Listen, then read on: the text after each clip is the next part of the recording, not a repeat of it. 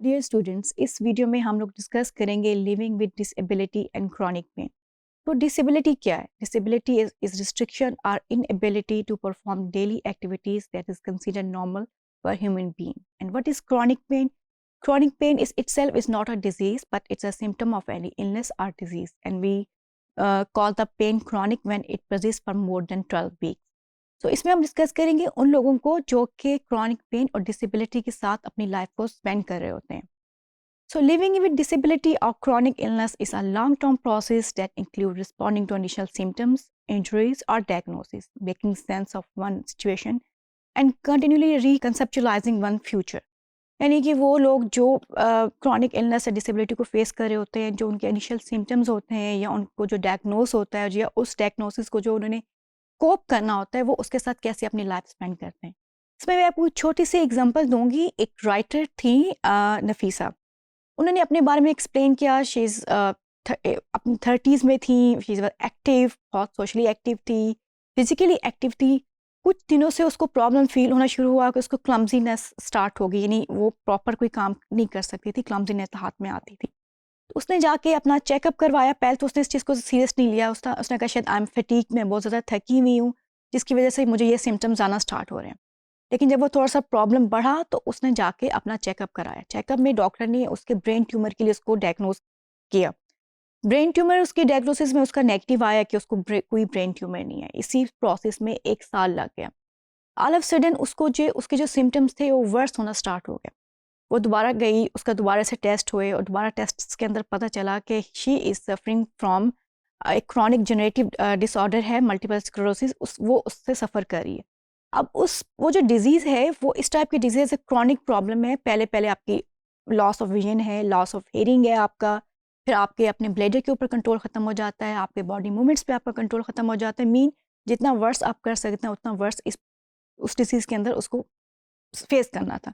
तो जब नफीसा ने सुना कि उसको ये प्रॉब्लम है, तो फॉर द टाइम बीइंग उसने सोचा कि नहीं, ये बीमारी मेरी है, कुछ नहीं कर सकती, मैं इससे लड़ के निकल आऊँगी या मैं इससे कोप कर लूँगी। लेकिन जैसे पैसेज ऑफ टाइम उसके सिम्टम्स बढ़ते गए, वो उसके साथ उसने एक बीमारी के साथ उसने रहना सीख लिया। उसकी जो सोशल लाइफ थी वो ख़त्म हो गई। उसकी जो एक जो राइट करती थी वो राइट नहीं कर सकती थी, बिकॉज उसका हाथ शिवर करता था, क्लमजीनेस आ गया था उसके हाथ के अंदर। और सबसे ज़्यादा उसने कहा जो मुझे चीज़ सबसे ज़्यादा सफ़र की कि मेरा जो सेंस ऑफ ह्यूमर था वो ख़त्म हो गया। बिकॉज जो पहले मैं एक लाइवली ज़िंदगी गुजार रही थी, लेकिन जैसे मुझे क्रॉनिक ये बीमारी स्टार्ट हुई, मैं डिसेबल हो गई और हर वक्त मुझे क्रॉनिक पेन होता था, जिसको पहले तो मैं बहुत ज़्यादा नज़रअंदाज करती थी कि नहीं, जस्ट अ फटीग। लेकिन जब तक वो पेन इतना सवेयर नहीं हो जाता था कि मुझे लगता था ये पेन मुझे मार डालेगा, तब तक मैं रेस्ट नहीं करती थी। लेकिन इस सारी उसके साथ उसने कहा जी मैंने इसके साथ रहना सीखा कि मुझे अब अपनी ज़िंदगी इसके साथ गुजारनी है। आल्दो मैं सोशली बिल्कुल, मेरी जो शुरू में मेरे फ्रेंड्स फैमिली आते थे, लेकिन जैसे ही डिजीज़ प्रोलॉन्ग होती गई, लोगों ने मेरे पास आना छोड़ दिया और मैंने अपने आप को उस बीमारी के साथ रहना सिखाया। सो ये एक एग्जांपल है उस खातून की जो कि डील कर रही थी क्रॉनिक पेन के साथ और डिसेबिलिटी के साथ। तो अब हम इसमें फर्दर डिस्कस करते हैं कि जो लोग इस क्रॉनिक पेन और डिसेबिलिटी के साथ लड़ रहे होते हैं, तो वो उनको किस तरह के एक्सपीरियंसेस फेस करने पड़ते हैं। So initial symptoms and diagnosis: becoming a chronically ill or disabled person begin with recognizing that something about the body is troubling. सबसे पहले क्या होता है, आपकी बॉडी आप फौरन रिस्पॉन्ड नहीं करती है, स्लोली रिस्पॉन्ड करती है। नहीं, अगर आप खुदा ना खासा किसी को कोई कैंसर का प्रॉब्लम हो गया या कोई और ऐसा प्रॉब्लम हो गया, तो वो बॉडी एकदम आपको सिम्टम्स नहीं देखती, बॉडी आपको सिग्नल्स देती है स्लोली। अब आपके ऊपर है कि आप अपने सिग्नल्स को कितना सीरियस लेके डॉक्टर के पास जाके डायग्नोज करते हैं, या आप उनको कहते हैं नहीं जिस डेली रूटीन है, शायद मुझे कुछ गलतफहमी हो रही है, या आई थिंक मैंने आज डाइट सही तरह से ली, या मैंने नींद सही तरह से पूरी नहीं की, या बिकॉज ऑफ कोई ऐसे एंजाइटी टेंशन की वजह से ये मुझे प्रॉब्लम हो रहा है। The sign of illness and disability often do not differ greatly from normal bodily variation, which makes diagnosis more difficult. जिस तरह मैंने आपको बताया कि समटाइम बॉडी जो आपको सिग्नल्स दे रही होती है ना, वो बहुत स्लो सिग्नल्स होते हैं। आप उसको आइडेंटिफाई नहीं कर सकते कि ये जो सिग्नल है ये किसी बीमारी के आपके सिग्नल्स हैं इनिशियल है, या शायद वैसे ही आपकी फटीग की वजह से आपको फील हो रहा है। सो क्रॉनिक, अब किसी को अगर क्रॉनिक पेन है किसी बीमारी की वजह से, हेडेक है या बैक एक है, so chronic pain is itself a symptom, therefore difficult to know the actual cause. Chronic pain may be attributed to conditions whose existence and diagnosis remain contested within the medical world. अब chronic pain को जो है वो medical word उस तरह से लेता भी नहीं है, वो कहते हैं जी इट्स अ कंटेस्टेंट इलनेस की वजह से, या क्रॉनिक फटीग सिंड्रोम या फाइब्रोमियाल्जिया, उसको से डिजीज पार्ट में नहीं लेते हैं। सो अगर इलनेस बिहेवियर को आप लेते हैं, जिसको the process of defining, interpreting and otherwise responding to symptoms and deciding what action to take is illness behaviour. Actually जो थिंग है, आप अपनी बीमारी को कैसे रिस्पॉन्ड कर रहे हैं, कैसे आपके सिम्टम्स को ले रहे हैं, आप किस तरह का डिसीजन ले रहे हैं अपनी बीमारी को लेकर उसको ट्रीटमेंट के लिए, उसको हम कहते हैं इलनेस बिहेवियर। सो इलनेस बिहेवियर डिपेंड करता है अपॉन डिफरेंट फैक्टर्स के ऊपर। यानी कि अगर आप देखें एज, जेंडर, फीमेल्स जो हैं वो ज़्यादा सफ़र करती हैं, एज, ओल्ड एज क्लास ज़्यादा सफ़र करती है, क्लास, एथनिसिटी। सो ये जो चीज़ें हैं ना, ये जो कुछ फैक्टर्स हैं जो कि आपकी इलनेस बिहेवियर के ऊपर काफ़ी इन्फ्लुएंशियल फैक्टर होता है। क्लास में लोअर क्लास पीपल है, ऑब्वियसली उनके पास हेल्थ केयर फैसिलिटीज़ उस तरह से नहीं होती जैसे अपर क्लास के पास है। एज है, जो ओल्ड एज पीपल होते हैं उनका सोशल जो एक सर्कल है वो इतना ज़्यादा नहीं होता, बिकॉज ओल्ड एज में होते हैं कुछ लोग उनके साथ के पहले ऑलरेडी उनकी डेथ हो गई होती है, या वो जो है एक लॉन्ग टर्म रिलेशनशिप पे देख रहे होते हैं। जेंडर फीमेल्स मोर प्रोन है इसकी तरफ कि वो they are also dependent on others की कोई उसका ट्रीटमेंट करवाए, अगर वो किसी मतलब किसी घर के अंदर किसी मेल की डिपेंडेंसी में रह रही है।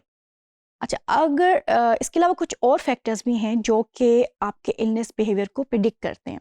So people are likely to define themselves ill and seek medical care, or people are unlikely to define themselves ill and seek medical care. अच्छा, अब कब लोग मेडिकल केयर को लेते हैं? Symptoms appear frequent and are visible and severe. यानी कि अगर किसी को कफ है, कफ के साथ डेली उसको ब्लड आ रहा है, ठीक है, वो ऑब्वियसली वो फ्रीक्वेंट सिम्टम है और विजिबल है और स्वेयर है, तो वो इन दैट केस वो जाके मेडिकल ट्रीटमेंट लेता है। But symptoms appear infrequent and not visible are mild. अब किसी को कफ है लेकिन वो वंस अ मंथ उसको ब्लड आता है साथ, और वो इतना उसकी अमाउंट इतनी थोड़ी होती है कि वो विजिबल भी नहीं है और उसको माइल्ड सा लगता है, तो वो जाके उसकी ट्रीटमेंट नहीं लेता। So illness is the only likely explanation or alternative explanation is available. यानी अगर किसी को क्रॉनिक हेडेक है तो वो जाके अपना चेकअप करवाएगा, माइट भी मेरा कोई ट्यूमर का प्रॉब्लम तो नहीं है।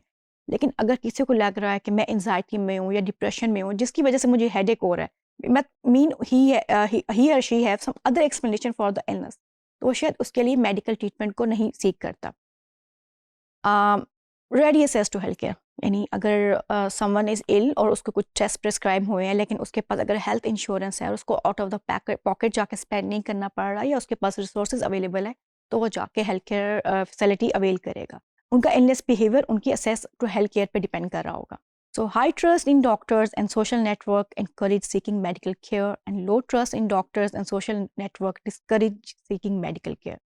मीन अगर आपका डॉक्टर पेशेंट रिलेशनशिप अच्छा है और आपका ट्रस्ट है कि आपका जो हेल्थ सिस्टम है वो आपको अच्छा ट्रीट कर रहा है, तो इन दैट केस भी आप जाके अपना मेडिकल ट्रीटमेंट लेते हैं। और इन केस अगर आपका डॉक्टर्स के ऊपर इतना ट्रस्ट नहीं है या आप ये समझते हैं कि डॉक्टर आपको अनड्यू टेस्ट दे रहे हैं या अनड्यू मेडिसिन प्रिस्क्राइब कर रहे हैं, दैट केस आपका जो इलनेस बिहेवियर है वो डिफरेंट होता है और आप जाके अपना जो मेडिकल ट्रीटमेंट है उसको उस तरह से नहीं लेते हैं।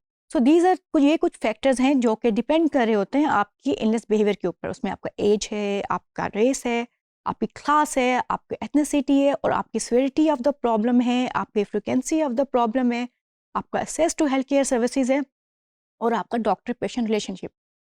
Thank you students.